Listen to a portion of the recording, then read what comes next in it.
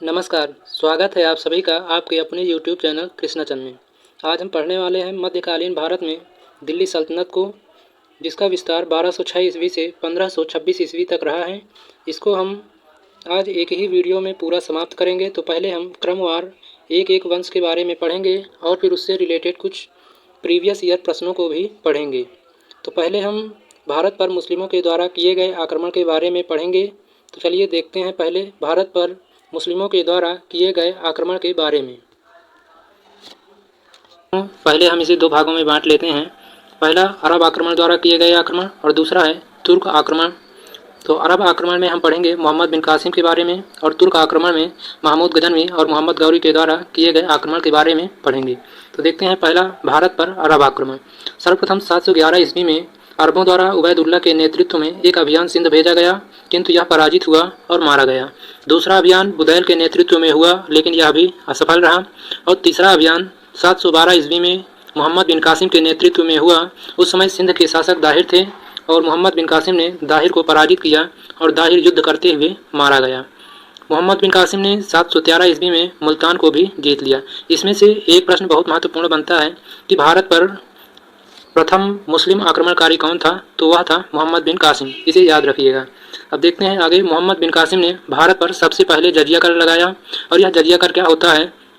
जजिया कर गैर मुसलमानों से लिया जाने वाला एक प्रकार का सुरक्षात्मक कर था और मोहम्मद बिन कासिम ने इससे 5 लोगों को मुक्त रखा था। वो थे, बच्चों से जजिया कर नहीं लिया जाता था और बूढ़ों से, औरतों से, विकलांगों से और ब्राह्मणों से भी जजिया कर नहीं लिया जाता था। अब देखते हैं जजिया कर के बारे में और कुछ महत्वपूर्ण पॉइंट। फिरोज शाह तुगलक ने ब्राह्मणों पर भी जजिया कर लगा दिया। अर्थात फिरोज शाह तुगलक वह पहला शासक है जिसने ब्राह्मणों पर जजिया कर लगाया। यह इंपॉर्टेंट पॉइंट है। अकबर ने 1564 ईस्वी में जजिया कर को समाप्त कर दिया और औरंगजेब ने सन 1679 ईस्वी में पुनः जजिया कर लगा दिया। अंतिम रूप से मोहम्मद शाह रंगीला ने जजिया कर को समाप्त कर दिया। अब देखते हैं अरबों की सिंध विजय के कारण क्या थे और उन्होंने भारत पर आक्रमण क्यों किया था। तो इसका पहला इम्पोर्टेंट कारण है राजनीतिक कारण। वे लोग मुस्लिम राज्य का विस्तार करना चाहते थे। और दूसरा आर्थिक कारण है, क्योंकि भारत पहले से समृद्ध देश था, अतः यहाँ से वे लोग धन प्राप्त करना चाहते थे। और तीसरा कारण है इस्लाम धर्म का प्रचार प्रसार करना चाहते थे। अब देखते हैं भारत पर तुर्क आक्रमण। तुर्क चीन के उत्तर पश्चिमी भाग में निवास करने वाली असभ्य बार्बर जनजाति थी। 962 ईस्वी में अलप्तगीन नामक एक तुर्क सरदार ने गजनी साम्राज्य या यामिनी साम्राज्य की स्थापना की, जिसकी राजधानी गजनी थी। अब देखिए, अलप्तगीन 962 ईस्वी से 977 ईस्वी तक इसकी राजधानी गजनी थी और अलप्तगीन ने 1700 चुने हुए तुर्क अधिकारियों को नियुक्त किया। इनमें से एक सुबुक्तगीन था। अलप्तगीन के बाद सुबुक्तगीन शासक बना और सुबुक्तगीन 977 से 997 ईस्वी तक था। सन इम्पोर्टेंट नहीं है।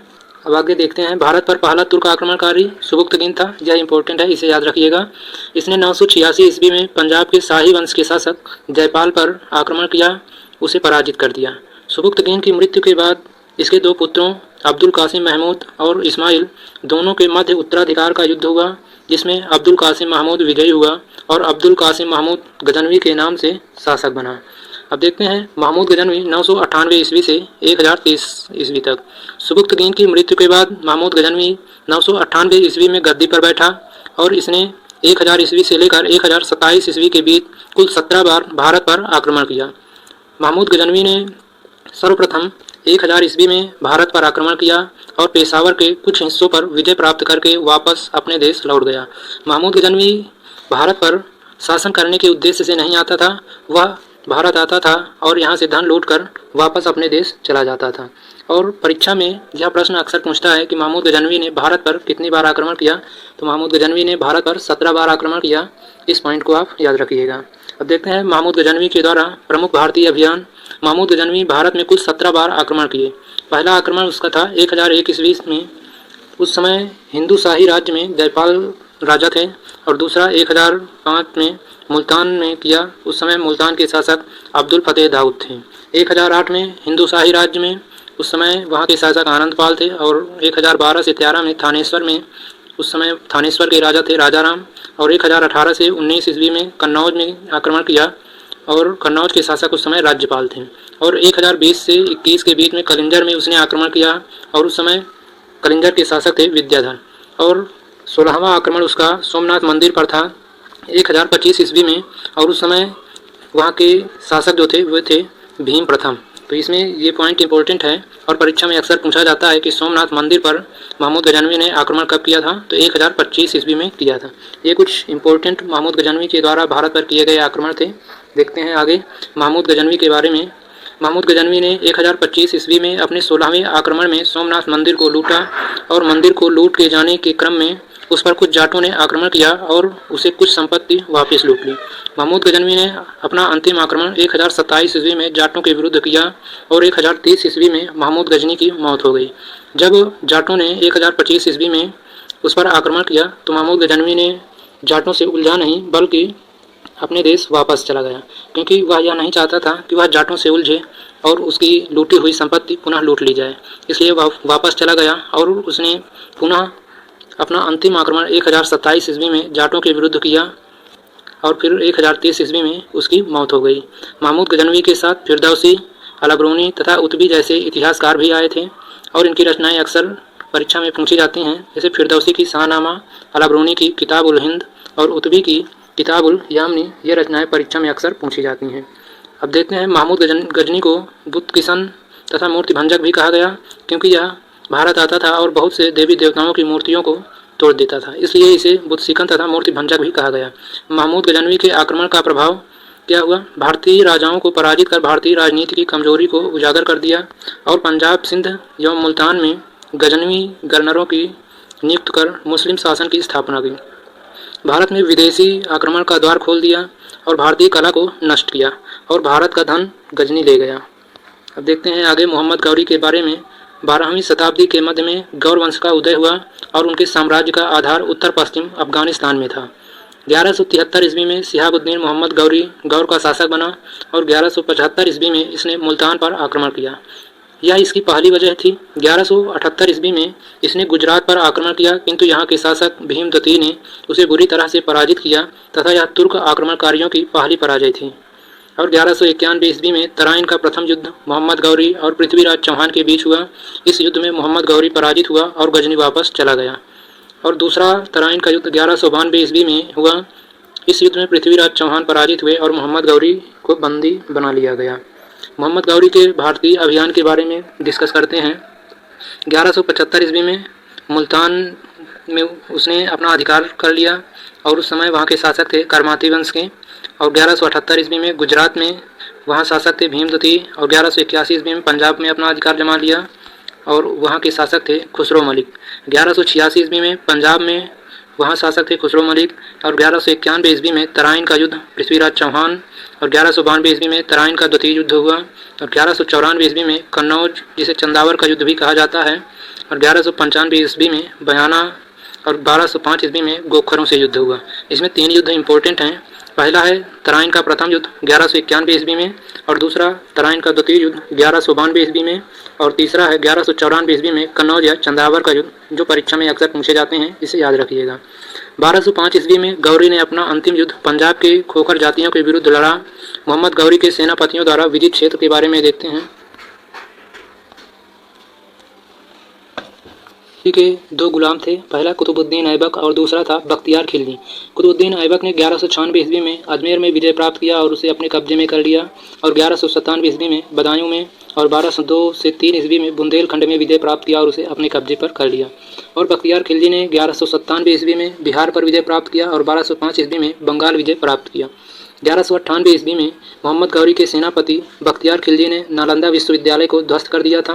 यह प्रश्न बहुत ही इंपॉर्टेंट है और परीक्षा में पूछा जाता है कि नालंदा विश्वविद्यालय को किसने ध्वस्त किया था, तो वह मोहम्मद गौरी के सेनापति बख्तियार खिलजी ने। अब देखते हैं प्रीवियस ईयर प्रश्नों के बारे में। 712 ईस्वी में सिंध पर अरबों के द्वारा सबसे पहले कहाँ आक्रमण किया गया था, तो वह सिंध में दाहिर के समय में आक्रमण किया गया था। और सर्वप्रथम भारत में जजिया कर लगाने का श्रेय सिंध के विजेता मोहम्मद बिन कासिम को दिया जाता है। उसने किस वर्ग को इस कर से पूर्णतः मुक्त रखा, तो वह है ब्राह्मणों को, ऑप्शन सी।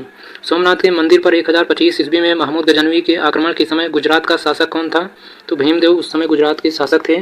अगला प्रश्न है भारत में प्रथम मुस्लिम आक्रमणकारी कौन है, तो वह है मोहम्मद बिन कासिम। और चंदावर का युद्ध 1194 ईस्वी में किसके मध्य लड़ा गया था, तो इसका सही उत्तर है जयचंद और मोहम्मद गौरी के मध्य। अगला प्रश्न है, महमूद गजनवी के भारत पर आक्रमण के समय भारत आए विद्वान अलबरूनी ने किस महत्वपूर्ण ग्रंथ की रचना की? तो इसका सही उत्तर है किताब उल हिंद की। अलबरूनी की रचना है किताब उल हिंद। अगला प्रश्न है, मोहम्मद गौरी विदित प्रदेशों की देखभाल के लिए निम्नलिखित में से किस विश्वसनीय जनरल को छोड़कर गया था? सही उत्तर है इसका ऑप्शन सी कुतुबुद्दीन ऐबक। अगला प्रश्न है, तराइन की पहली लड़ाई 1191 ईस्वी में निम्नलिखित में से किनके बीच हुई थी? इसका सही उत्तर हो जाएगा ऑप्शन सी महमूद गजनवी और पृथ्वीराज चौहान के बीच। अगला प्रश्न है, भारत पर प्रथम तुर्क आक्रमण करने वाला कौन था? तो वह था महमूद गजनवी। और अगर अरब आक्रमण के बारे में पूछा जाए तो वह था मोहम्मद बिन कासिम। अगला प्रश्न है, निम्नलिखित में से कौन अपने को बुद्ध सिकन मूर्ति भंजक कहलाता था? वह है महमूद गजनवी, क्योंकि यह भारत आता था और अनेक देवी देवताओं की मूर्तियों को तोड़ देता था, इसलिए इसे बुद्ध सिकन व मूर्ति भंजक कहा जाता है। अगला प्रश्न है, महमूद गजनवी के साथ भारत आने वाले इतिहासकारों में कौन शामिल नहीं है? तो इसमें देखते हैं ऑप्शन डी तारीख सुयुक्तगीन का लेखक बैहाकी और शाहनामा का लेखक फिरदौसी, किताब उल हिंद के लेखक अलबरूनी और तारीख यामनी के लेखक उतबी, ये तीनों महमूद गजनवी के साथ ही भारत आए थे। अगला प्रश्न है, महमूद गजनवी का भारत में अंतिम आक्रमण किसके विरुद्ध था? तो वह था जाटों के विरुद्ध 1027 ईस्वी में आक्रमण किया गया। हमने भारत पर मुस्लिमों के द्वारा किए गए आक्रमण के बारे में पढ़ा था, तो आज उसके आगे दिल्ली सल्तनत के बारे में पढ़ेंगे।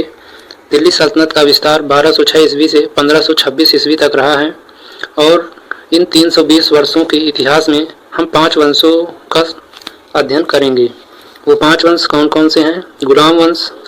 गुलाम वंश के शासक 1206 ईस्वी से 1290 ईस्वी तक शासन किया और खिलजी वंश के शासक ने 1290 ईस्वी से 1320 ईस्वी तक शासन किया। इसके बाद तुगलक वंश के शासक 1320 ईस्वी से 1414 ईस्वी तक शासन किया। फिर सयाद वंश के शासकों ने 1414 ईस्वी से 1451 ईस्वी तक शासन किया। लोधी वंश के शासक ने 1451 ईस्वी से 1526 ईस्वी तक शासन किया और 1526 ईस्वी में बाबर ने इब्राहिम लोधी को परास्त करके मुगल वंश की स्थापना की। तो हम मुगल वंश के बारे में बाद में पढ़ेंगे, तो आज गुलाम वंश के बारे में पढ़ते हैं। गुलाम वंश का विस्तार 1206 ईस्वी से 1290 ईस्वी तक रहा है। इस वंश को गुलाम वंश या दास वंश क्यों कहते हैं? क्योंकि कुतुबुद्दीन ऐबक ने गुलाम वंश की स्थापना की थी और कुतुबुद्दीन ऐबक मोहम्मद गौरी का गुलाम था, इसलिए इस वंश को दास वंश या गुलाम वंश के नाम से जाना जाता है। कुछ विद्वान इसे मामलूक वंश का नाम भी देते हैं, जिसका अर्थ है स्वतंत्र माता पिता की गुलाम संतान। और इस वंश में कुल 11 शासकों ने शासन किया। पहला है कुतुबुद्दीन ऐबक, दूसरा आराम शाह, फिर इल्तुतमिश, रुकनुद्दीन फिरोज शाह, रजिया सुल्तान, बहराम शाह, अलाउद्दीन मसूद शाह, नासिरुद्दीन महमूद, बलबन, कैकुबाद और गुलाम वंश का अंतिम शासक था शमसुद्दीन क्यूमर्स। इसमें से हम कुछ इम्पोर्टेंट शासकों के बारे में डिस्कस करेंगे, जैसे कुतुबुद्दीन ऐबक के बारे में, इल्तुतमिश के बारे में, रजिया सुल्तान के बारे में, नासिरुद्दीन महमूद के बारे में और बलबन के बारे में, जो परीक्षा की दृष्टि से महत्वपूर्ण है। तो देखते हैं कुतुबुद्दीन ऐबक के बारे में। कुतुबुद्दीन ऐबक ने 1206 ईस्वी से 1210 ईस्वी तक शासन किया। कुतुबुद्दीन ऐबक दिल्ली सल्तनत का पहला सुल्तान था। इसी को ही दिल्ली का गुलाम वंश का संस्थापक कहा जाता है। कुतुबुद्दीन ऐबक मोहम्मद गौरी का गुलाम था। जब मोहम्मद गौरी ने भारत में लूटपाट करके वापिस अफगान गया, उसे भारत में अपने दासों को नियुक्त किया, जो भारत में उसके नाम से शासन कर रहे थे। कुतुबुद्दीन ऐबक का राज्यारोहण कब हुआ? मोहम्मद गौरी की मृत्यु के बाद 25 जून 1206 ईस्वी को कुतुबुद्दीन ऐबक का राज्यारोहण लाहौर में हुआ। उसने लाहौर को ही अपनी राजधानी बनाया था। क्योंकि कुतुबुद्दीन ऐबक दास्ता से मुक्त नहीं था, इसलिए इसने सुल्तान की उपाधि धारण नहीं की, बल्कि मलिक या सिपह सालार की उपाधियों के साथ ही शासन किया। कुतुबुद्दीन ऐबक को और किस नामों से जाना जाता है? तो इसे लखता या लाख बख्श के नाम से जाना जाता है, क्योंकि यह लाखों में दान करता था। हातिम ताई नाम से जाना जाता है। यह बहुत ही परोपकारी था, इसलिए इसे हातिम ताई के नाम से भी जाना जाता था। और कुतुबुद्दीन ऐबक कुरान का बहुत बड़ा ज्ञाता था, इसलिए इसे कुरान ख्वां के नाम से भी जाना जाता था। कुतुबुद्दीन ऐबक के कुछ दरबारी विद्वान थे, तो हसन निजामी और फ़ख्र मुदब्बिर कुतुबुद्दीन ऐबक के दरबारी विद्वान थे। और कुतुबुद्दीन ऐबक ने कुतुब मीनार का निर्माण करवाया था और इसका नाम सूफी संत ख्वाजा कुतुबुद्दीन बख्तियार काकी के नाम पर रखा था। इसके लिए आधारशिला द्वारा रखी गई थी। जबकि इसको इल्तुतमिश ने पूरा करवाया था। कुतुबुद्दीन ऐबक ने कुतुब मीनार की 2 मंजिलों का निर्माण करवाया, जबकि इसके शेष 3 मंजिलों का निर्माण इल्तुतमिश ने करवाया था। और इस मीनार के शीर्ष पर बिजली गिर जाने के कारण इसके शीर्ष का पुनर्निर्माण फिरोज शाह तुगलक के द्वारा करवाया गया था। तो यहाँ से यह क्वेश्चन बनता है कि कुतुब मीनार का आधारशिला किसने रखा था, तो इसका उत्तर होगा कुतुबुद्दीन ऐबक। और यदि यह प्रश्न पूछा जाए कि कुतुब मीनार को पूरा किसने करवाया था, तो इसका उत्तर होगा इल्तुतमिश। इस पॉइंट को भी आप याद रखिएगा। अब देखते हैं कुतुबुद्दीन ऐबक द्वारा निर्माण कार्य। तो इसने कुव्वत उल इस्लाम मस्जिद दिल्ली में इसका निर्माण करवाया था और 2.5 दिन का झोपड़ा जो राजस्थान में है इसका निर्माण करवाया था। 1210 ईस्वी में लाहौर में चौगान का खेल खेलते समय घोड़े से गिर जाने के कारण कुतुबुद्दीन ऐबक की मृत्यु हो गई। रखिएगा, क्योंकि प्रश्न में हमेशा पूछता है कि ऐसा कौन सा शासक था जिसका घोड़े से गिरने के कारण मृत्यु हो गई थी, तो वह है कुतुबुद्दीन ऐबक।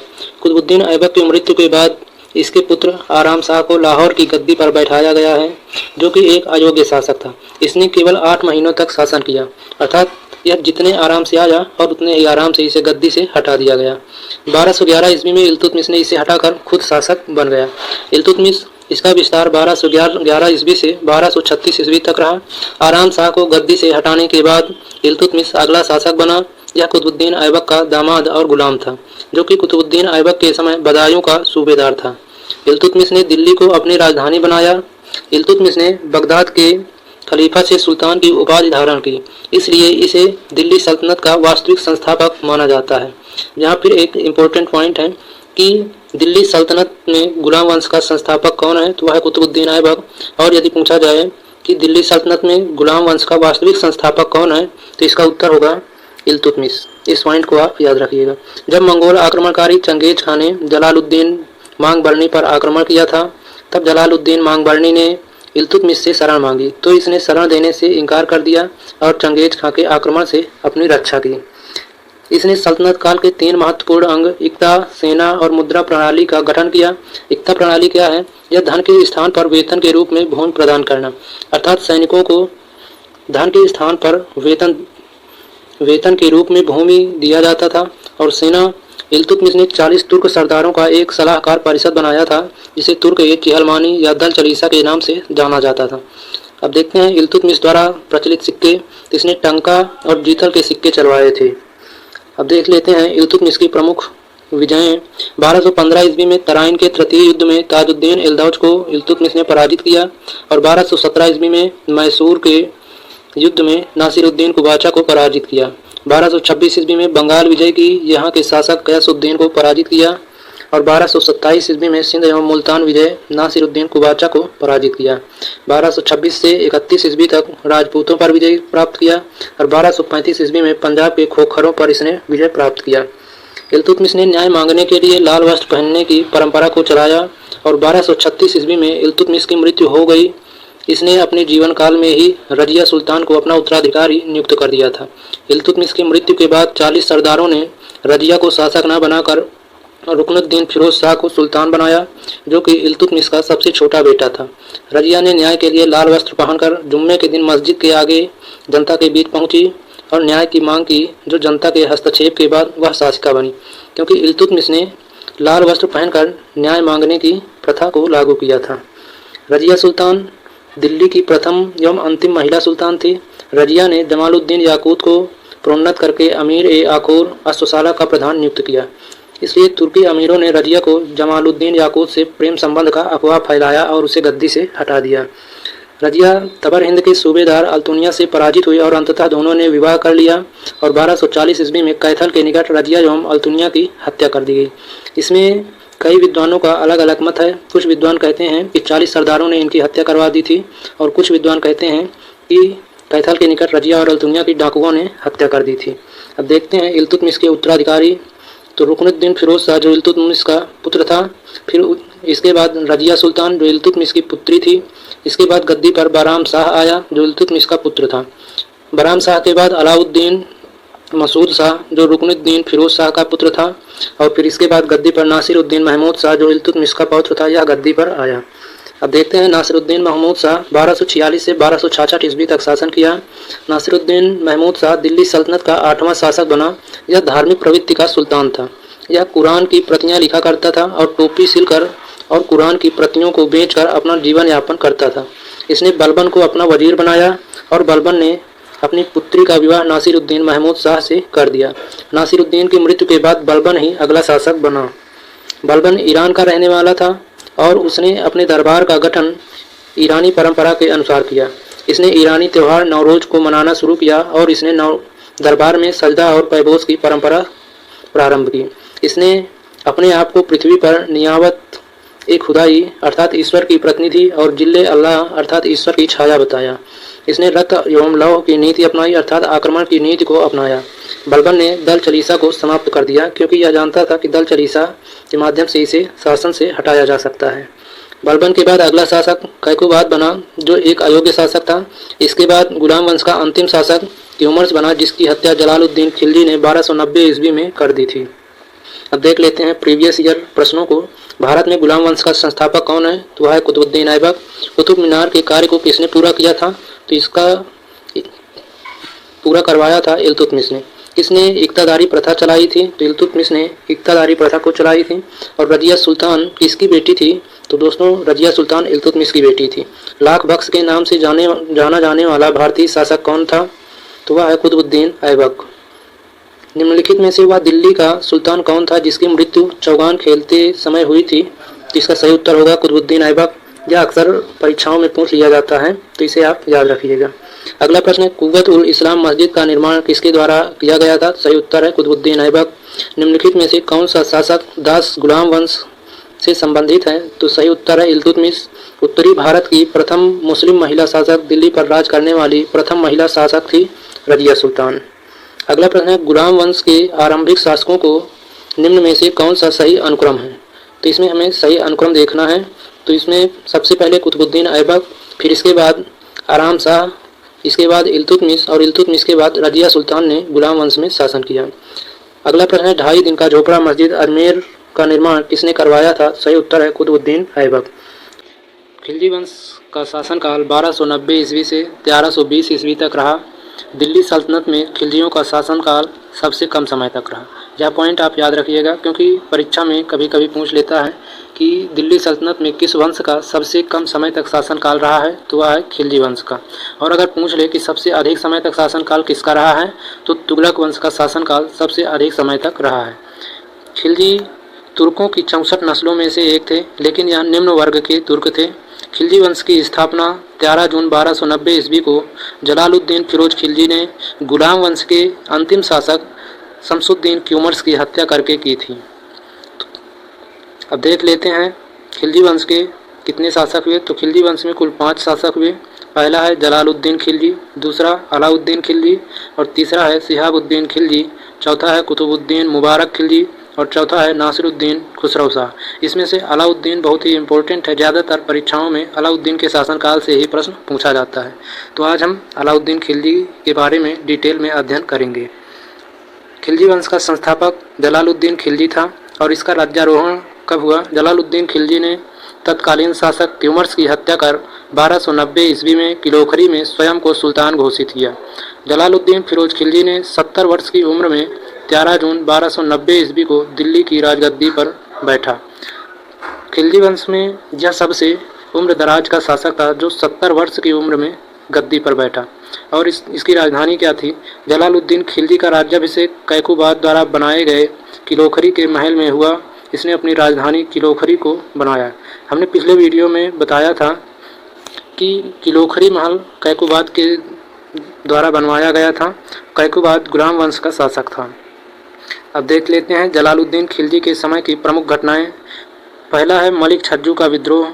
1290 ईस्वी में कड़ा का सूबेदार मलिक छज्जू ने विद्रोह कर दिया और वहां के सुल्तान ने इस विद्रोह को दबा दिया। दूसरा घटना क्या है? रणथंभौर अभियान।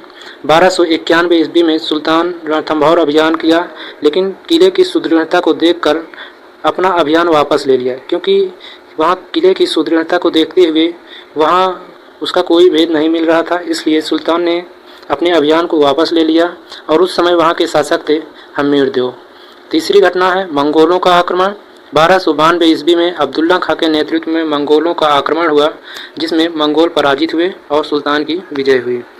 चौथा घटना है सिद्धि मौला को मृत्युदंड। सिद्धि मौला एक सूफी संत थे। सुल्तान की हत्या के षड्यंत्र रचने की संभावना के कारण इन्हें मृत्युदंड दे दिया गया। और पांचवा घटना है देवगिरी अभियान। 1296 ईस्वी में अलाउद्दीन खिलजी के नेतृत्व में देवगिरी अभियान हुआ। इसने देवगिरी के शासक रामचंद्र देव को पराजित कर अपार धन प्राप्त किया। अलाउद्दीन खिलजी जलालुद्दीन फिरोज खिलजी का भतीजा एवं दामाद था। और सुल्तान की हत्या छठवीं घटना है। 1296 में कड़ा में अलाउद्दीन खिलजी ने जलालुद्दीन फिरोज खिलजी अर्थात अपने चाचा की हत्या कर खुद सुल्तान की गद्दी पर बैठ गया। अब देखते हैं अलाउद्दीन खिलजी के बारे में। तो इसका शासनकाल रहा है 1296 ईस्वी से 1316 ईस्वी तक।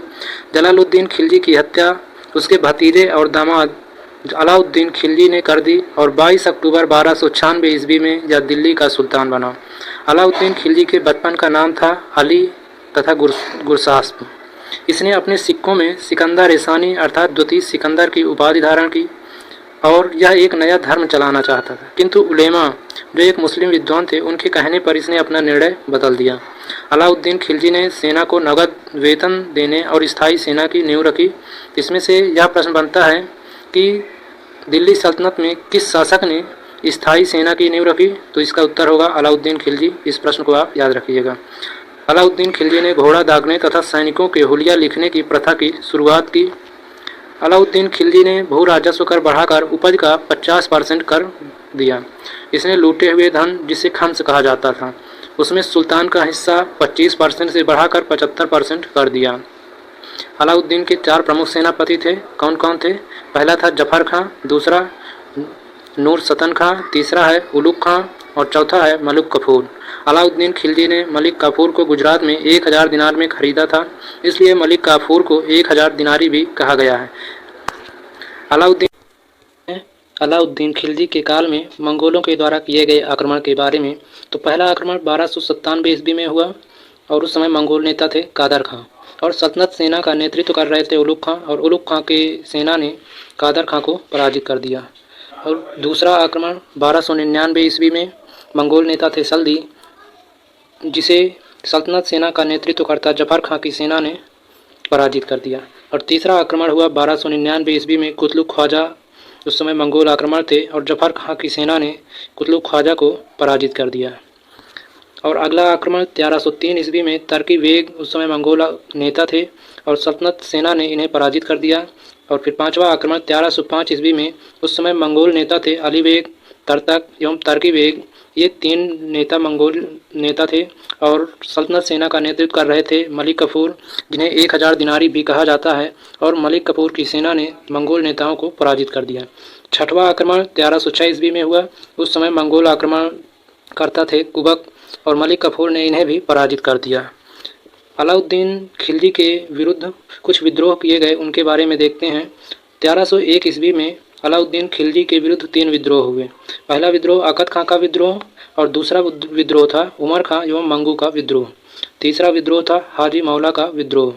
इस विद्रोह से बचने के लिए इसने एक अध्यादेश जारी किया और उसमें पहला है एक सशक्त गुप्तचर व्यवस्था की स्थापना की तथा बरीद तथा मुन्निया या जासूस नियुक्त किए गए।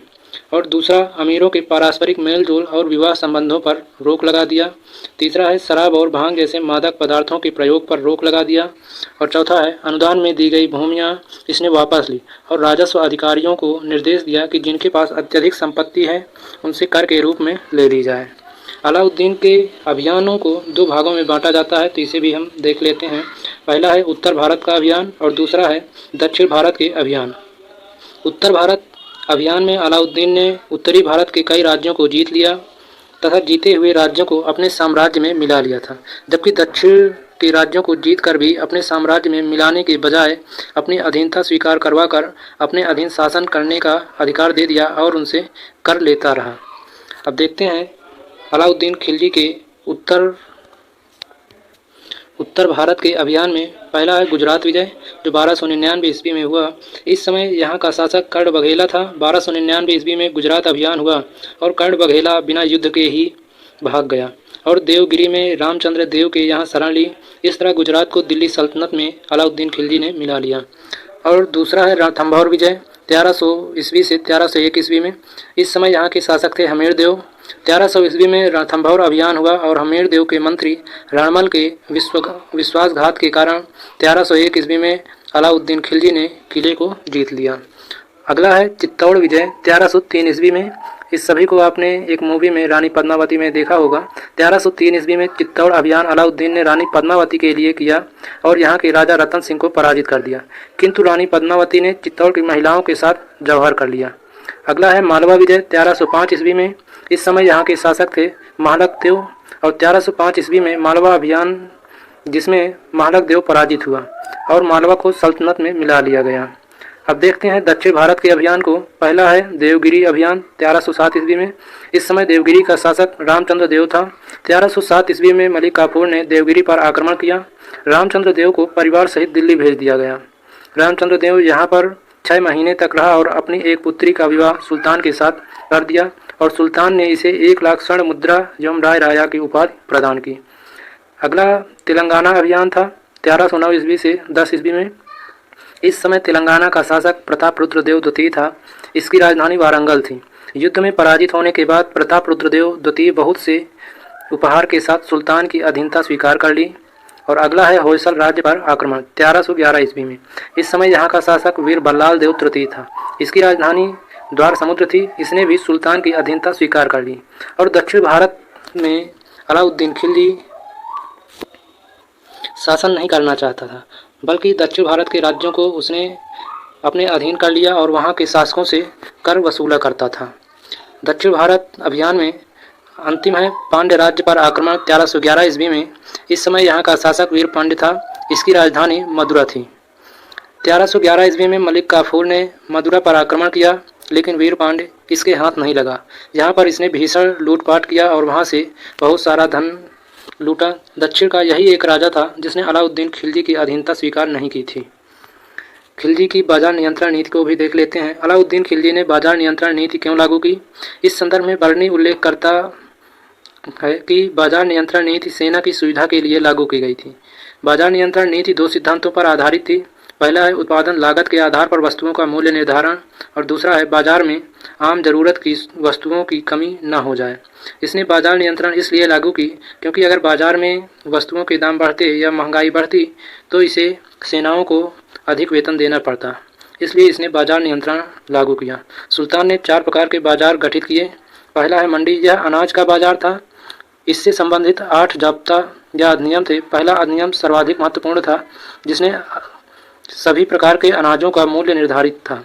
अनाज बाजार के नियंत्रण करने के लिए सुल्तान ने साना ए मंडी की नियुक्ति की और जमाखोरों को कठोर दंड की व्यवस्था की। अगला है सराय अदल, न्याय का स्थान। इससे संबंधित 5 अधिनियम थे। यह एक तरह से सरकारी सहायता प्राप्त बाजार था। इसमें विभिन्न प्रकार के कपड़े, मेवे, जड़ी बूटियाँ, घी, चीनी आदि बिकता था। अगला है घोड़ों, दासों एवं मवेशियों का बाजार। इससे संबंधित सामान्य नियम थे। पहला है किस्म के अनुसार मूल्य निर्धारण करना था और दूसरा नियम दलालों पर कठोर नियंत्रण करना था। अगला है सामान्य बाजार। इस बाजार में आम जरूरत की वस्तुएं बिकती थीं, जैसे सब्जी, मिट्टी के बर्तन आदि। इनका मूल्य भी उत्पादन मूल्य पर आधारित किया गया था। अब देख लेते हैं अलाउद्दीन खिलजी के निर्माण कार्य। तो इसने दिल्ली में अलाई दरवाज़ा का निर्माण करवाया और सीरी का किला तथा 1000 खंभा महल का निर्माण दिल्ली में करवाया। अलाउद्दीन खिलजी की मृत्यु के बाद मलिक काफूर ने उसके 6 वर्षीय पुत्र शिहाबुद्दीन खिलजी को सुल्तान बना दिया और खुद उसका प्रतिशासक बन गया। लगभग 35 दिन के शासन के बाद अलाउद्दीन खिलजी के तीसरे बेटे मुबारक शाह खिलजी ने मलिक काफूर की हत्या कर दी और शिहाबुद्दीन को बंदी बनाकर उसकी हत्या करा दी और खुद शासक बन गया। मुबारक शाह खिलजी का शासन रहा 1316 ईस्वी से 1320 ईस्वी तक। इसने खलीफा के पद को मान्यता नहीं दी और स्वयं को खलीफा घोषित कर दिया। इसका मानसिक संतुलन सही नहीं था। जहाँ दरबार में कभी कभी महिलाओं के वस्त्र पहनकर आ जाता था एवं कभी कभी निर्वस्त्र आ जाता था, इसलिए इसे रंगीला भी कहा जाता था। बाद में इसके प्रधानमंत्री खुसरो खान ने 1320 ईस्वी में इसकी हत्या करवा दी और खुद को शासक बना दिया। अब देखते हैं नासिरुद्दीन खुसरो शाह। नासिरुद्दीन खुसरो शाह 15 अप्रैल से 27 अप्रैल 1320 ईस्वी तक बस कुछ ही दिन शासन करता रहा। उसके बाद उसकी हत्या करवा दी गई। और खिलजी वंश को खत्म कर दिया गया। अब देख लेते हैं कुछ प्रीवियस ईयर प्रश्नों को। खिलजी वंश का संस्थापक कौन था? जलालुद्दीन खिलजी। दिल्ली सल्तनत का वह प्रथम सुल्तान कौन था जिसने स्थायी सेना रखी? यह प्रश्न बहुत ही महत्वपूर्ण है, तो इसका उत्तर होगा अलाउद्दीन खिलजी। अगला प्रश्न है, दिल्ली सल्तनत में सबसे कम समय का शासनकाल किस वंश का था? इसको भी हमने आपको बताया था, तो इसका उत्तर है खिलजी वंश। और सबसे अधिक समय तक शासनकाल किसका रहा? तो वह है तुगलक वंश। अगला प्रश्न है, अलाउद्दीन खिलजी किस शासक की हत्या करके खिलजी वंश का अगला शासक बना? सही उत्तर है जलालुद्दीन खिलजी। अगला प्रश्न, अलाई दरवाजा निम्न में से किसका मुख्य द्वार है? सही उत्तर है कुतुब मीनार का। अलाई दरवाजा का निर्माण किस सुल्तान ने करवाया था? सही उत्तर होगा इसका अलाउद्दीन खिलजी ने अलाई दरवाजा का निर्माण करवाया था। अगला प्रश्न, अलाउद्दीन खिलजी के प्रसिद्ध सेनापतियों में किसकी मंगोलों के विरुद्ध लड़ते हुए मृत्यु हुई? तो वह है जफर खां। अलाउद्दीन खिलजी के एक प्रसिद्ध सेनापति थे जिसके मंगोलों के विरुद्ध लड़ते हुए मृत्यु हो गई थी। अगला प्रश्न है, कौन सा सुल्तान नया धर्म चलाना चाहता था किंतु उलेमाओं ने विरोध किया? अलाउद्दीन खिलजी था। इसका सही उत्तर अलाउद्दीन खिलजी। अगला प्रश्न है, निम्नलिखित में से किसने अपने आप को खलीफा घोषित किया था? तो वह है मुबारक शाह खिलजी, जिसे रंगीला बादशाह भी कहा जाता था। अगला प्रश्न, कथन ये है, अलाउद्दीन के दक्षिणी अभियान धन प्राप्ति के अभियान थे और कारण है वह दक्षिणी राज्यों को कब्जे में करना चाहता था। इसका सही उत्तर होगा ऑप्शन सी, ए सही है किंतु आर गलत है, क्योंकि अलाउद्दीन के दक्षिणी अभियान धन प्राप्ति के अभियान थे लेकिन वह दक्षिणी राज्यों को कब्जे में नहीं करना चाहता था। अगला प्रश्न है, निम्नलिखित में से किसने सिकंदर सानी द्वितीय सिकंदर की उपाधि धारण की? तो इसका सही उत्तर होगा अलाउद्दीन खिलजी। तुगलक वंश, इसका शासन 1320 ईस्वी से 1414 ईस्वी तक रहा है। दिल्ली सल्तनत में सर्वाधिक समय तक शासन करने वाला राजवंश तुगलक वंश था। इस वंश का संस्थापक गाजी मलिक या गयासुद्दीन तुगलक था। गयासुद्दीन तुगलक का शासनकाल 1320 ईस्वी से 1325 ईस्वी तक रहा है। गाजी मलिक ने तुगलक वंश की स्थापना की और गयासुद्दीन तुगलक के नाम से अपना राज्याभिषेक करवाया। कृषि के विकास के लिए इसने नहरों का निर्माण करवाया। संभवतः यह दिल्ली का पहला सुल्तान है जिसने नहर का निर्माण करवाया और इसने डाक व्यवस्था को श्रेष्ठ और तीव्रगामी बनवाया। गयासुद्दीन तुगलक के कुछ कार्य भी देख लेते हैं। इसने लगान के रूप में उपज का 1/10 या 1/12वां हिस्सा ही लेने का आदेश जारी किया, यानी इसने लगान पर एक लिमिट जारी कर दी कि उससे ज़्यादा लगान नहीं लिया जा सकता। गयासुद्दीन ने अमीरों की भूमि को पुनः लौटा दी। हमने आपको पिछले वीडियो में बताया था कि खिलजी वंश में अलाउद्दीन खिलजी ने अमीरों से कर के रूप में ज़मीनों को छीन ली थी, तो गयासुद्दीन तुगलक ने उन्हें ज़मीनों को अमीरों को पुनः वापस कर दी। इसने सिंचाई के लिए कुएं एवं नहरों का निर्माण करवाया, जो अभी हमने बताया। इसने अलाउद्दीन खिलजी द्वारा चलाई गई घोड़े को दागने तथा चेहरा प्रथा को प्रभावी तरीके से लागू किया। इसके कुछ सैन्य अभियान हैं जो हम देखते हैं। पहला है तेलंगाना अभियान। खां के नेतृत्व में इसकी सेना ने तेलंगाना पर विजय प्राप्त की और इसी के बाद जूना खां का नाम मोहम्मद बिन तुगलक पड़ गया। दूसरा है तिरहुती विजय, मंगोलों पर विजय। उसके बाद जूना खां के नेतृत्व में इसने मंगोलों पर भी विजय प्राप्त की और उसके बाद गयासुद्दीन तुगलक ने खुद के नेतृत्व में बंगाल अभियान किया और जब यह बंगाल से वापस आ रहा था तो इसने सूफी संत निजामुद्दीन औलिया के पास संदेश भेजा कि वह दिल्ली को छोड़ दें। इसके जवाब में निजामुद्दीन औलिया ने कहा, हुनूज दिल्ली दूरस्थ, अर्थात हुजूर दिल्ली अभी दूर है। और उसी समय बंगाल से वापस आते समय गयासुद्दीन तुगलक की मृत्यु हो जाती है। इसकी मृत्यु कैसे होती है? जब गयासुद्दीन तुगलक बंगाल अभियान से लौट रहा था तब लौटते समय तुगलकाबाद से 8 किलोमीटर की दूरी पर स्थित अफगानपुर में एक महल में सुल्तान गयासुद्दीन के प्रवेश करते ही वह महल गिर गया, जिसमें दबकर उसकी मार्च 1325 ईस्वी को मृत्यु हो गई। गयासुद्दीन तुगलक का मकबरा तुगलकाबाद में स्थित है। मोहम्मद बिन कासिम उसका अगला शासक बनता है। तो मोहम्मद बिन कासिम ने भारत पर सबसे पहले जजिया कर लगाया। जजिया कर गैर मुसलमानों से लिया जाने वाला एक प्रकार का सुरक्षात्मक कर था, जिसे हमने आपको पिछले वीडियो में भी बताया था। और जजिया कर से कुछ लोगों को मुक्त रखा गया था, वह है बच्चों को, बूढ़ों को, औरतों को, विकलांगों को और ब्राह्मणों को। फिरोज शाह तुगलक ने ब्राह्मणों पर भी जजिया कर लगा दिया और अकबर ने 1564 ईस्वी में जजिया कर को समाप्त कर दिया। औरंगजेब ने 1679 ईस्वी में पुनः जजिया कर को लगा दिया। इसके बाद जजिया कर को अंतिम रूप से मोहम्मद शाह रंगीला ने समाप्त कर दिया। अब देखते हैं मोहम्मद बिन तुगलक के बारे में। इसका शासन रहा है 1325 ईस्वी से 1351 ईस्वी तक। गयासुद्दीन तुगलक की मृत्यु के बाद उसका पुत्र जूना खां मोहम्मद बिन तुगलक के नाम से दिल्ली की गद्दी पर बैठा। मोहम्मद बिन तुगलक दिल्ली के सुल्तानों में सर्वाधिक विद्वान था। अपनी सनक भरी योजनाओं के कारण इसे स्वप्नशील, पागल एवं रक्त पिपासु कहा गया। मोहम्मद बिन तुगलक की प्रशासनिक योजनाओं का क्रम देखते हैं। पहला है द्वाब में कर वृद्धि योजना, दूसरा है राजधानी परिवर्तन की योजना और अगला है प्रतीक मुद्रा की योजना, फिर कुरासान अभियान की योजना, कराची अभियान की योजना, कृषि उत्पादन वृद्धि की योजना। अब देखते हैं दोआब में कर वृद्धि योजना। मोहम्मद बिन तुगलक राजकीय आय को बढ़ाना चाहता था, इसलिए करों में वृद्धि की योजना बनाई और इस योजना को सर्वप्रथम दोआब क्षेत्र में लागू किया गया। परंतु जब इसने यह योजना लागू की तब दुर्भाग्यवश दोआब क्षेत्र में अकाल पड़ गया। और किसान राहत की अपेक्षा कर रहे थे और उसी समय यह योजना लागू हो गई। परिणाम स्वरूप किसानों ने विद्रोह कर दिया और यह किसानों का पहला विद्रोह था। किसानों के विद्रोह के कारण इसने किसानों के लिए दीवान ए अमीर कोही नामक एक विभाग बनाया। अब देखते हैं राजधानी परिवर्तन की योजना के बारे में। इसने राजधानी को दिल्ली से देवगिरी दौलताबाद स्थानांतरित कर दिया। इसका मुख्य उद्देश्य मंगोल आक्रमण से बचना तथा दक्षिण में इस्लाम का प्रसार करके वहां राजनीतिक प्रभुत्व स्थापित करना था। इसलिए इसने राजधानी को दिल्ली से दौलताबाद बनाने का आदेश दिया, जो कि असफल रहा। बाद में इसे फिर से राजधानी दिल्ली बनानी पड़ी। अब देख लेते हैं अगला सांकेतिक मुद्रा की योजना। मोहम्मद बिन तुगलक ने तांबे और कांसे के सिक्के चलवाए, जिनका मूल्य चांदी के टंके के मूल्य के बराबर होता था। इसने अपनी मुद्रा के निर्माण विधि को गुप्त नहीं रखा, जिस कारण घर घर नकली सिक्का बनने लगा और पूरा बाजार नकली सिक्कों से भर गया। जब इसे समझ आया कि इस योजना असफल हो गई है, तब इसने आदेश दिया कि जिन लोगों के पास सांकेतिक मुद्रा है उन्हें जमा करके बदले में चांदी के सिक्के ले जाएं। तो इस वजह से राज्य में और भी नकली सिक्के जारी हो गए।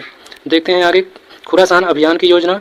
इस समय ईरान में मंगोलों के शासन का पतन हो गया था, जिसके कारण राजनीतिक अस्थिरता थी। इसी राजनीतिक अस्थिरता का लाभ उठाने के लिए मोहम्मद बिन तुगलक ने खुरासान अभियान की योजना बनाई।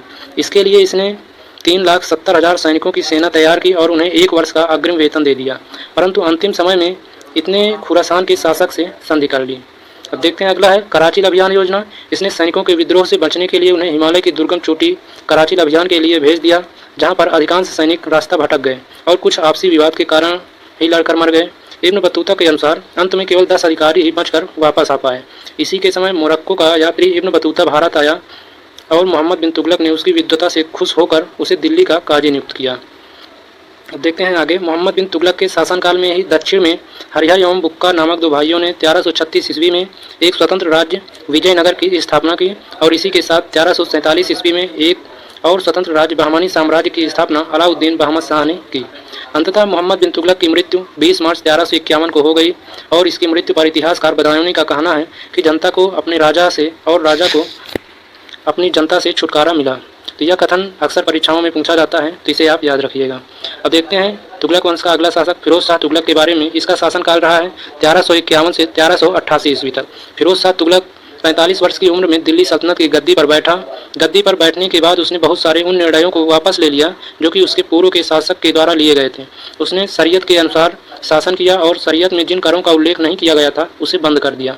फिरोज शाह तुगलक अपने प्रशासनिक और लोक कल्याणकारी कार्यों के लिए प्रसिद्ध था। कुछ इतिहासकारों ने सल्तनत काल का अकबर कहा है इसे।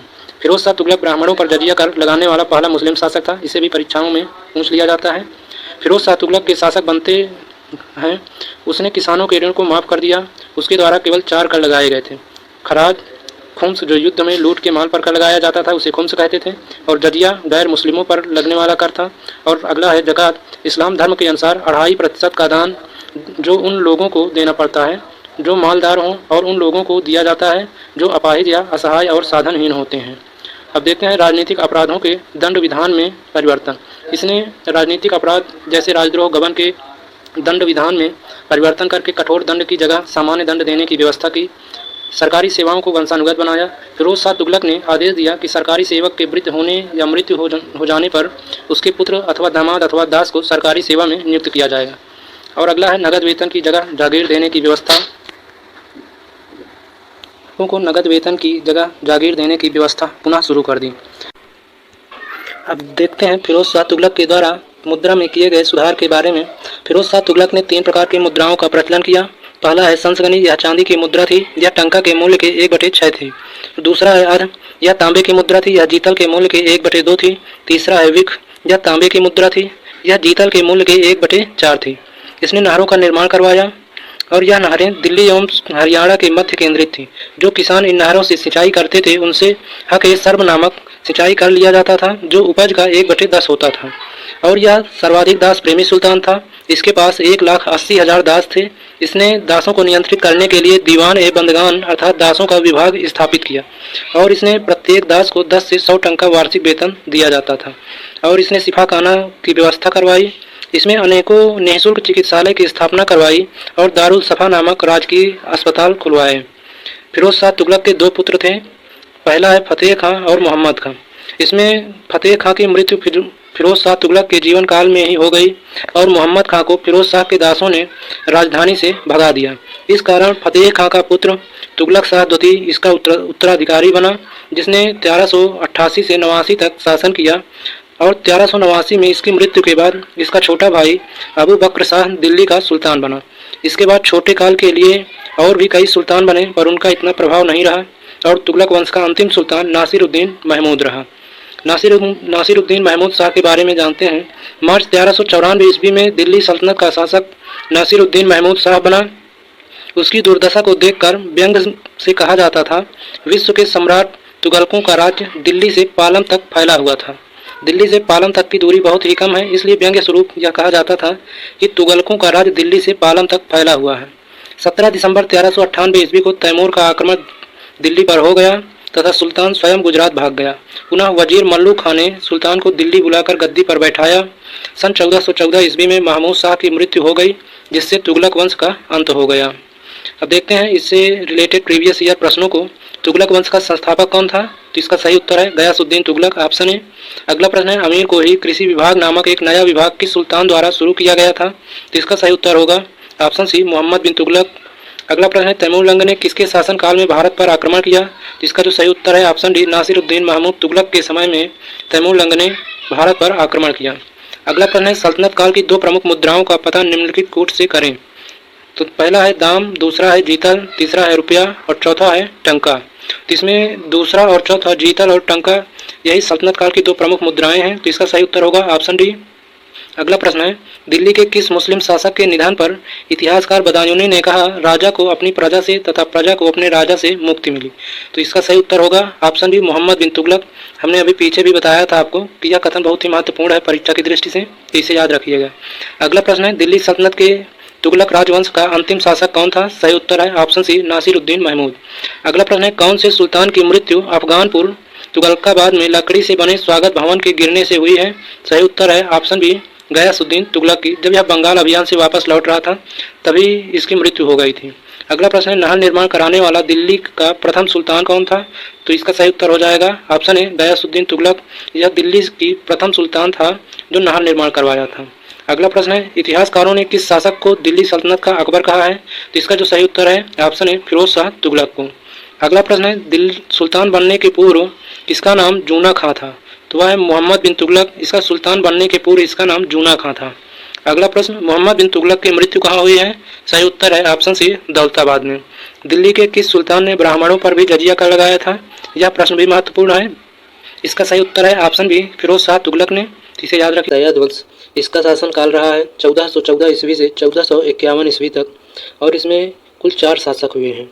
पहला है खिज्र खां, दूसरा है मुबारक शाह, फिर मुबारक शाह के बाद उसका भतीजा मोहम्मद शाह शासक बनता है और इसके बाद सैयद वंश का अंतिम शासक जो होता है वह होता है आलम शाह। अब देखते हैं खिज्र खां के बारे में। इसका शासनकाल रहा है 1414 ईस्वी से 1421 ईस्वी तक। यह सैयद वंश का संस्थापक था। खिज्र खां तैमूर लंग का सेनापति था। हमने आपको पिछले वीडियो में बताया था कि तुगलक वंश के अंतिम शासक नासिरुद्दीन महमूद शाह के समय तैमूर लंग ने आक्रमण किया था, तो खिज्र खां उसी का सेनापति था। तैमूर ने भारत से लौटते समय खिज्र को लाहौर, मुल्तान और दीवालपुर का सूबेदार नियुक्त किया। इसने दौलत खां को पराजित करके दिल्ली का स्वतंत्र शासक बना। खिज्र खां स्वयं को पैगंबर मोहम्मद साहब का वंशज मानता था। खिज्र खां का दिल्ली का स्वतंत्र शासक था, लेकिन यह स्वयं को तैमूरियों का राज्यपाल मानता था। इसने सुल्तान की उपाधि ग्रहण नहीं की और न ही अपने नाम का सिक्का जारी किया। इसने रैयत-ए-आला नामक उपाधि धारण कर रखी थी। खिज्र खां नियमित रूप से तैमूर के पुत्र शाहरुख को कर भेजा करता था, क्योंकि खिज्र खां तैमूर लंग का सेनापति था। और 20 मई 1421 ईस्वी को खिज्र खां की मृत्यु हो जाती है। उसके बाद अगला शासक बनता है मुबारक शाह, 1414 ईस्वी से 1434 ईस्वी तक। खिज्र खां ने तो सुल्तान की उपाधि नहीं ली थी, परंतु उसके पुत्र ने सुल्तान की उपाधि ली थी और साथ ही साथ उसने शाही नामक उपाधि भी ली थी। इसके दरबार में एक इतिहासकार रहता था जिसका नाम था अहमद सरहिंदी। उसने मुबारक शाह के ऊपर एक पुस्तक की रचना की थी। उस पुस्तक का नाम था तारीख-ए-मुबारक शाही। इसने मुबारकाबाद नामक नगर की स्थापना की। तो यह पॉइंट इम्पोर्टेंट है कि परीक्षा में पूछता है कि मुबारकाबाद नामक नगर की स्थापना किसने की। तो इसकी स्थापना मुबारक शाह ने की थी। इसने भटिंडा और दोआब क्षेत्र में हुए विद्रोहों को सफलतापूर्वक दबाया था। इसके वजीर द्वारा इसकी हत्या करवा दी जाती है। अब आगे देखते हैं। मुबारक शाह के बाद उसका भतीजा मोहम्मद शाह अगला सुल्तान बना, जिसका शासनकाल रहा 1434 ईस्वी से 1443 ईस्वी तक। मोहम्मद शाह का वास्तविक नाम था मोहम्मद बिन फरीद खान। इसके समय में 1440 ईस्वी में मालवा के शासक महमूद शाह खिलजी ने दिल्ली पर आक्रमण किया। 3 दिनों के भीषण युद्ध के बाद दोनों में संधि हो गई और महमूद शाह खिलजी वापस मालवा चला गया। अब अगला शासक आता है अलाउद्दीन आलम शाह। इसका शासनकाल रहा है 1443 ईस्वी से 1451 ईस्वी तक। अलाउद्दीन आलम शाह सैयद वंश का अंतिम शासक था। आलम शाह का वजीर था जिसका नाम हमीद खान था। उसके हमीद खान से मतभेद होने के कारण वह दिल्ली छोड़कर बदायूं चले गया और वहीं उसकी मृत्यु हो जाती है। उसके वजीर ने दिल्ली का राजपाट बहलोल लोदी को सौंप दिया, क्योंकि अलाउद्दीन आलम शाह की मृत्यु का षड्यंत्र बहलोल लोदी और उसके वजीर ने ही रची थी। देखते हैं अब दिल्ली सल्तनत का अंतिम वंश लोदी वंश, जिसका शासनकाल रहा है 1451 ईस्वी से 1526 ईस्वी तक।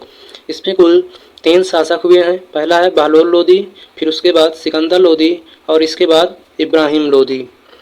देखते हैं बहलोल लोदी के बारे में। इसका शासनकाल रहा है 1451 ईस्वी से 1489 ईस्वी तक। यह लोदी वंश का संस्थापक था। यह दिल्ली के सुल्तानों में सर्वाधिक समय तक शासन किया। यह कभी ऊंचे सिंहासन पर नहीं बैठा, बल्कि यह कालीन पर बैठता था और इसके चारों तरफ इसके अमीर बैठते थे। इसने बहलोली नामक चांदी की मुद्रा प्रचलित की, जो टंका के मूल्य का 1/3 भाग थी। यह अकबर के समय तक विनिमय का माध्यम बनी रही। यानी इसने जो चांदी का सिक्का प्रचलित किया, उसका प्रचलन अकबर के शासनकाल तक रहा। बहलोल लोदी जौनपुर के शासक हुसैन शाह सरकी को पराजित कर जौनपुर दिल्ली में मिला लिया। अब देखते हैं इसका अगला शासक सिकंदर लोदी, जिसका शासनकाल रहा 1489 से 1517 ईस्वी तक। बहलोल लोदी के बाद सिकंदर लोदी शासक बनता है और लोदी वंश का सबसे प्रतापी शासक सिकंदर लोदी था। इसके पिता बहलोल लोदी के 9 पुत्र थे और यह तीसरा पुत्र था और इसका नाम निजाम खां था, लेकिन बाद में यह सिकंदर लोदी के नाम से सुल्तान बनता है। अब देखते हैं सिकंदर लोदी के कुछ प्रमुख कार्य। इसने 1504 ईस्वी में आगरा शहर की स्थापना की, तो यह पॉइंट भी इम्पोर्टेंट है, और बाद में आगरा को ही अपनी राजधानी बनाई थी। इसने कृषि विकास के लिए गजे सिकंदरी नामक प्रामाणिक नाप का प्रचलन किया, जिसका उपयोग भूमि को मापने के लिए किया जाता था। सिकंदर लोदी एक लेखक भी था और वह फारसी भाषाओं में कविताएं लिखा करता था, लेकिन वह अपने नाम से कविताएं नहीं लिखता था। उसने कविताएं लिखने के लिए गुलरुखी नामक उपनाम रखा हुआ था और उसी से अपना कविताएं लिखता था। वह हिंदू धर्म और इस्लाम धर्म दोनों धर्मों का एक नज़र से देखता था और जिस भी धर्म में उसे कोई कार्य अच्छा नहीं लगता था तो वह उस कार्य पर प्रतिबंध लगवा देता था। अब अगला शासक आता है इब्राहिम लोदी 1517 ईस्वी से 1526 ईस्वी तक। यह दिल्ली सल्तनत तथा लोदी वंश का अंतिम शासक था। 1518 ईस्वी में खतौली का युद्ध हुआ, जिसमें इब्राहिम लोदी का सामना राणा सांगा से हुआ था और उस युद्ध में राणा सांगा की विजय हुई थी। इब्राहिम लोदी के चाचा आलम खां और पंजाब के शासक दौलत खां दोनों ने मिलकर बाबर को इब्राहिम लोदी से युद्ध करने का निमंत्रण भेजा। बाबर ने भारत में 21 अप्रैल 1526 ईस्वी को प्रथम पानीपत का युद्ध लड़ा, लेकिन उसकी सेना बहुत ही छोटी थी और इब्राहिम लोदी की सेना बहुत बड़ी थी। फिर भी बाबर ने युद्ध में तोपों का प्रयोग किया और भारत में पहली बार तोपों का प्रयोग किया गया था इस युद्ध में। इसके 2 प्रमुख तोपची थे, जिसका नाम था अली और मुस्तफ़ा। इसने युद्ध में तुगलमा पद्धति का प्रयोग किया और इसी पद्धति और तोपों के प्रयोग से छोटी सेना होने के बाद भी इसने इब्राहिम लोदी की विशाल सेना को हरा दिया। इब्राहिम लोदी युद्ध में मारा गया और वह दिल्ली सल्तनत का आखिरी शासक होने के साथ साथ पहला ऐसा दिल्ली सल्तनत का सुल्तान भी बना जो युद्ध में मारा गया था। दिल्ली सल्तनत का संपूर्ण खात्मा हो जाता है और इसके साथ भारत में मुगल शासकों का दौरा शुरू हो जाता है। अब सल्तनतकालीन प्रशासन के सुल्तान के कुछ पदाधिकारियों के बारे में जान लेते हैं। नाइब-ए-मुमालिकात सुल्तान के बाद यह राज्य का प्रमुख पदाधिकारी होता था। इस पद का सृजन बहराम शाह के काल में हुआ था, जब उसने ऐतगिन को नियुक्त किया था। इसके कार्य सुल्तान की अनुपस्थिति में सुल्तान के सभी कार्यों को संपन्न करना था। अगला है दीवान आरिद, यह सैन्य विभाग का अधिकारी होता था। इस विभाग के प्रमुख अधिकारी को आरिद ए मुमालिक के नाम से जाना जाता था। इस विभाग की स्थापना बलबन ने की थी। अगला है दीवान रसालत, इसका प्रमुख अधिकारी रसालत ए मुमालिक होता था जो विदेश मंत्री की हैसियत से कार्य करता था। अगला है आमिर ए हाजिब, इसे आमिर बारबक भी कहा जाता था। यह दरबारी मामलों की देखभाल करने वाला प्रमुख अधिकारी था। फिर अगला है दीवान वकूफ़, जलालुद्दीन खिलजी ने खर्चे के ब्यौरों को तैयार करने के लिए इसकी स्थापना की थी और दीवान अमीर को ही मोहम्मद तुगलक ने सर्वप्रथम इस विभाग की स्थापना की थी। इसका मुख्य कार्य मालगुजारी व्यवस्था की देखभाल एवं भूमि को खेती के योग्य बनाना होता था। अब देखते हैं दीवान खैरात, अगला पदाधिकारी यह दान विभाग था। इसकी स्थापना फिरोज तुगलक ने की थी। अब देखते हैं सल्तनत कालीन प्रमुख कर, जो सल्तनत कालीन में कर जारी किए गए थे उनके बारे में। पहला है खराज या खिराज, यह गैर मुसलमानों से लिया जाने वाला भूमि कर था। यह सामान्यतः उपज का 1/3 भाग लिया जाता था, लेकिन अलाउद्दीन खिलजी ने 1/2 भाग इसका वसूल किया। अगला है उस्र, यह मुसलमानों से लिया जाने वाला भूमि कर जो 1/5 से 1/10 के बीच में लिया जाता था। और इसके बाद खुम्स, सैन्य अभियानों के समय लूटे गए धन में राज्य का हिस्सा होता था। शरीयत के अनुसार 1/5 राज्य का तथा 4/5 सैनिकों का होता था, लेकिन अलाउद्दीन खिलजी एवं मोहम्मद तुगलक ने 4/5 स्वयं लिया तथा 1/5 सैनिकों को दिया। अगला है जजिया कर, यह गैर मुसलमानों से लिया जाने वाला व्यक्ति कर था। इसे मुनकर भी कहा जाता था। स्त्री, बच्चे, वृद्ध, अपंग, ब्राह्मण जजिया कर से मुक्त होते थे। जो जजिया देता था उसे जिम्मी कहा जाता था। भारत में सर्वप्रथम मोहम्मद बिन कासिम ने सिंध के हिंदुओं से जजिया कर वसूल किया था। अगला कर है जकात कर, यह मुसलमानों से लिया जाने वाला धार्मिक कर था। यह धनी मुसलमानों की आय का 21/2% होता था। अगला है हर्ब ए सर्ब, यह सिंचाई कर था जो उपज का 1/10 भाग होता था। अगला है चराई कर या चरी, चारागाह कर था यह। अगला कर है घर गृह कर। गृह कर, इन दोनों करों को अलाउद्दीन खिलजी ने वसूल किए थे। अगला कर है तरकात, यह लावारिस संपत्ति की जब्ती से होने वाली आय थी। अब देखते हैं सल्तनत कालीन प्रमुख इमारतों के बारे में। तो कुव्वत उल इस्लाम मस्जिद यह दिल्ली में बना हुआ है और इसका निर्माण कुतुबुद्दीन ऐबक ने करवाया था। इसका निर्माण 27 हिंदू एवं जैन मंदिरों की सामग्री से किया गया था। यह दिल्ली की पहली इस्लामी इमारत है। अगला है 2.5 दिन का झोपड़ा मस्जिद, यह अजमेर में बना हुआ है और इसका निर्माण कुतुबुद्दीन ऐबक ने करवाया था। एक संस्कृत विद्यालय को तोड़कर इसका निर्माण करवाया गया था। अगला है कुतुब मीनार, यह भी दिल्ली में है और इसका निर्माण कुतुबुद्दीन ऐबक ने करवाया था। इसका प्रथम मंजिल का निर्माण कुतुबुद्दीन ऐबक ने करवाया था और इसको पूरा करवाया था इल्तुतमिश ने। इसका नाम सूफी संत कुतुबुद्दीन बख्तियार काकी के नाम पर रखा गया है। मूल रूप में 4 मंजिल लाल पत्थर की है। फिरोज शाह तुगलक के समय में बिजली गिरने से चौथी मंजिल ध्वस्त हो गई। तब फिरोज तुगलक संगमरमर से चौथी एवं 5वीं मंजिल का निर्माण करवाया। अगला किला है सीरी का किला, यह दिल्ली में है। इसका निर्माण अलाउद्दीन खिलजी ने करवाया। मंगोलों से दिल्ली की रक्षा हेतु इस किले का निर्माण करवाया गया था। अगला है अलाई दरवाज़ा, यह दिल्ली में है। इसका निर्माण भी अलाउद्दीन खिलजी ने करवाया था। सल्तनत काल की पहली इमारत जिसमें संगमरमर का प्रयोग हुआ था यह है अलाई दरवाज़ा। जमायत खाना मस्जिद, यह दिल्ली में बना हुआ है। अलाउद्दीन खिलजी के समय में खिज्र खां के द्वारा इसका निर्माण करवाया गया था। सल्तनत काल की पहली इमारत है जो शुद्ध इस्लामी शैली में निर्मित है। अगला है 56 कोट, यह दिल्ली में है। इसका निर्माण गयासुद्दीन तुगलक ने करवाया है। यह गयासुद्दीन तुगलक का महल था। यह सुनहरी ईंट से बना था। गयासुद्दीन तुगलक का मकबरा, यह दिल्ली में है और इसका निर्माण गयासुद्दीन तुगलक के द्वारा करवाया गया था। यह मकबरा झील के मध्य निर्मित किया गया है। अगला है सिकंदर लोदी का मकबरा, यह दिल्ली में है। इसका निर्माण सिकंदर लोदी ने करवाया था और यह भारत का पहला मकबरा है जिसमें दोहरे गुंबद का निर्माण किया गया है।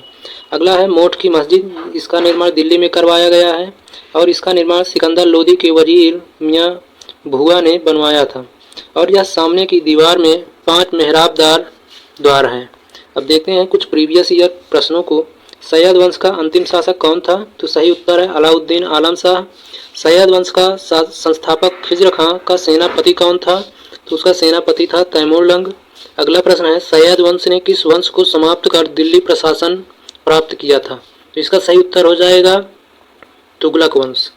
अगला प्रश्न है सैयद वंश का संस्थापक कौन था? तो इसका सही उत्तर होगा ऑप्शन डी खिज्र खां। अगला प्रश्न सैयद वंश का अंत किस वर्ष हुआ था? तो इसका सही उत्तर होगा ऑप्शन ए 1451 ईस्वी में। अगला प्रश्न है किस सैयद वंशी शासक के शासनकाल में भटिंडा तथा दोआब में विद्रोह हुआ था? तो इसका सही उत्तर होगा ऑप्शन डी मुबारक शाह के समय में। अगला प्रश्न लोधी वंश का संस्थापक कौन था? सही उत्तर है ऑप्शन ए बहलोल लोधी। अगला प्रश्न है किसने गुलरुखी उपनाम से अपनी कविताओं की रचना की? तो इसका सही उत्तर है ऑप्शन बी सिकंदर लोधी। किसने आगरा नगर की स्थापना की? तो इसका सही उत्तर हो जाएगा ऑप्शन ए सिकंदर लोधी। अब देखते हैं अगला प्रश्न गज ए सिकंदरी का प्रचलन किसने करवाया था? तो इसका सही उत्तर होगा ऑप्शन बी सिकंदर लोधी ने गज ए सिकंदरी का प्रचलन करवाया था। अगला प्रश्न है पानीपत का प्रथम युद्ध निम्न में से किस वर्ष हुआ था? तो इसका सही उत्तर है ऑप्शन है 1526 ईस्वी में। प्रश्न है मेवाड़ के महाराणा सांगा ने इब्राहिम लोदी को किस युद्ध में परास्त किया था? तो इसका सही उत्तर हो जाएगा ऑप्शन बी खतौली के युद्ध में। मेवाड़ के महाराणा सांगा ने इब्राहिम लोदी को परास्त किया था।